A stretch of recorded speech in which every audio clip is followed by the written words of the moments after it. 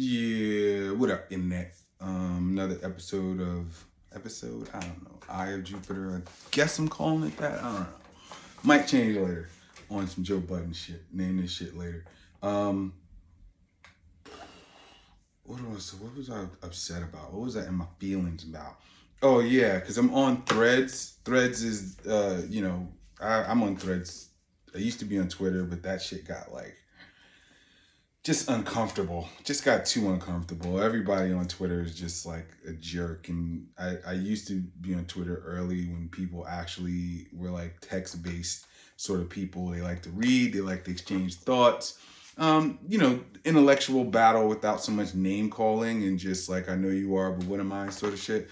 So yeah, I gave Threads a try and I really like it. So I'm on Threads. The same, battles, but it's less name calling, I feel. Anyways, so I got triggered yesterday by a film thread where this guy was saying like over the shoulder shots are so boring and so, pedestrian and the least creative thing you could do. And it's like, what, bro? Some of the greatest filmmakers ever utilized over the shoulder, back and forth, not breaking the line for dialogue scenes. And it made me really think about, because in my experience, it's some of when you're shooting dialogue, you have to use some sort of variant of an over the shoulder sort of thing. And sometimes the challenge is, how do I do this creatively without it just feeling repetitive? And what I found is, there are ways to be creative about it. You can dolly in, you can move into those over the shoulders. But really, the idea behind the over the shoulder is it's supposed to be invisible. It's not supposed to be about spectacle. The over the shoulder is a tool and it's about the nuance. It's supposed to be about the performance of the actors in that moment.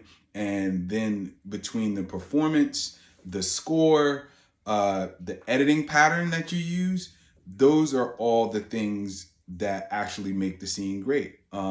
It's not about like this super cool, like avant-garde angle or camera move. I mean, sometimes it is, but most of the time, you want the over the shoulder to sort of be invisible. You don't want people to pay attention to the shot. You want people to pay attention to the feeling that you're trying to evoke. Because at the end of the day, as filmmakers, we're trying to manipulate people's emotions.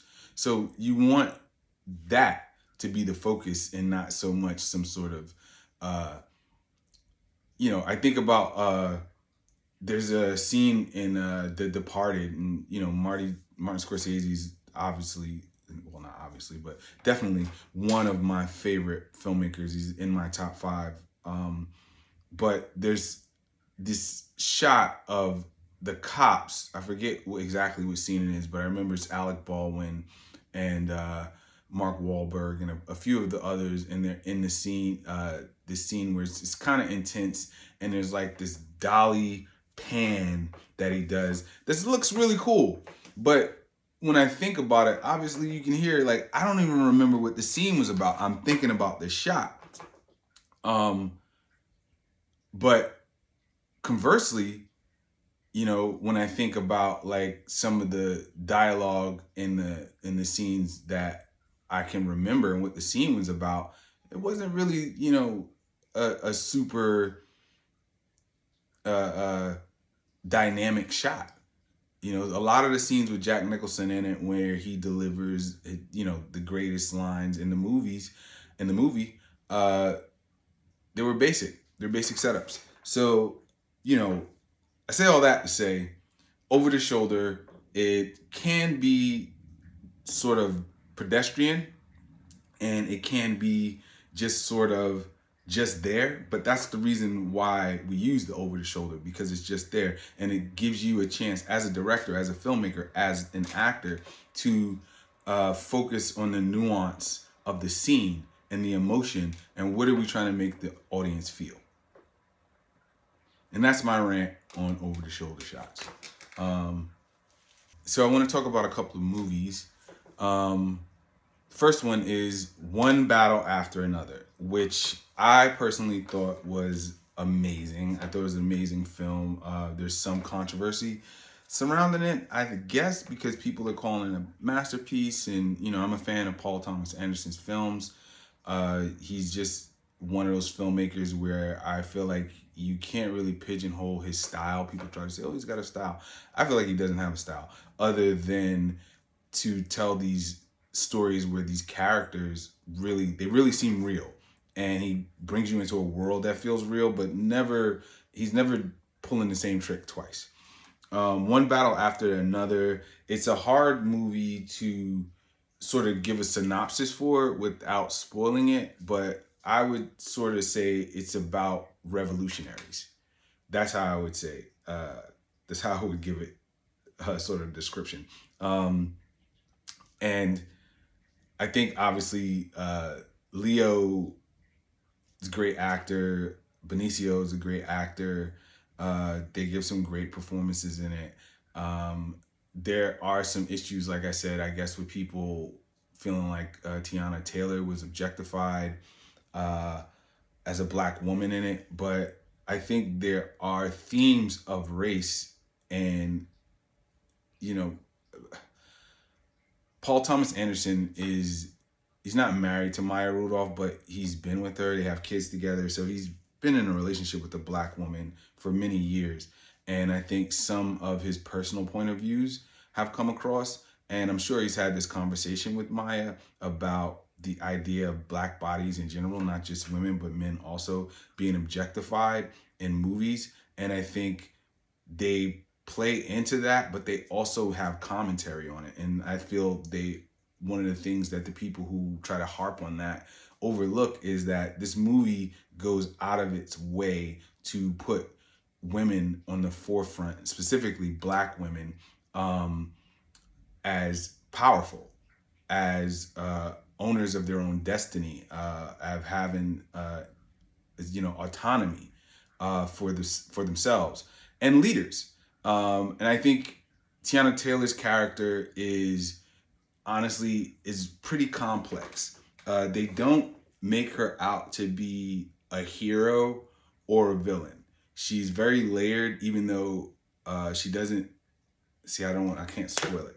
I don't want to spoil it, but she's not in the movie as much as the other characters. But I feel like her character is is someone who you can't just say, oh, she was bad or good, or she was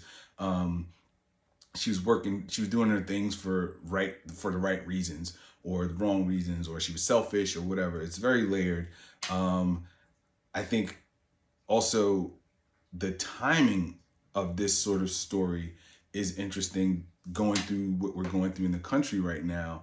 To have a story that's about people who want to take steps towards a violent revolution against the government and the powers that be. So that, to me, is almost, as an artist, that's a revolutionary thing. That's a revolutionary act for you to put a piece of work out there like that, to put an idea and ideas like that out there. So it was a really good film. I'm gonna definitely watch it again. I think it's worth the watch.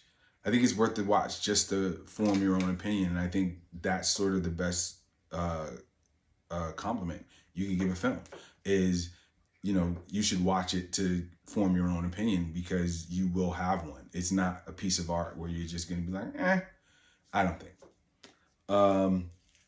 The second film I would like to talk about is a film called Sketch. And Sketch is, I wouldn't say it's indie. Maybe it's indie in terms like it didn't have like $400 million to get made. It's a smaller film, and it's about a young girl who is an artist, and her sketchbook falls in this like strange pond one day, and then all her sketches start to come to life, and they start to kind of terrorize the town she's in. And I just loved it. I watched it with my daughter. It's a really fun movie, but it reminds me of the kids' movies from the 90s when I was growing up, where they didn't pander to us. Like, I feel like kids are being pandered to in this generation. Like, they can't take a little bit of like suspense, not so much terror, but like suspense, and the protagonist not you're not sure if the protagonist is going to come out of this unscathed. And also, just like with the antagonists or the villains or the monsters or whatever, not being so cute and cuddly. Like sometimes they're a little bit menacing, even though these were pretty cute and menacing at the same time. And the CG was really cool because they brought the girls' sketches to life in live action, and the kids were interacting with them, and they had to sort of escape from a bunch of different obstacles and things like that. But sketch was pretty amazing. It was pretty fun. It was a good film that you could sit through with your kids because it was there for the adults and it's also there for the kids, and I don't think it panders to either. um it also has, this, I felt like it was nostalgia throwback because also it doesn't have that instant gratification I feel a lot of children's films or films made for children now have, where it's like they get to the big stuff and the impact 10 to 15 minutes in, which I understand kids have shorter attention spans, but I remember when I was a kid, they built the story up. They built the story up 30, 45 minutes before they started really paying off on the real power punch. So this is sort of a throwback to that. You get ingrained in the story, you start to feel for the characters before they throw you into the big spectacle scenes with the drawings coming to life and chasing the kids, and the kids have to fight back and all that sort of stuff. But yeah, overall, Sketch is it's a good one. Definitely gonna be watching that one over with the kids and probably without the kids a couple of times.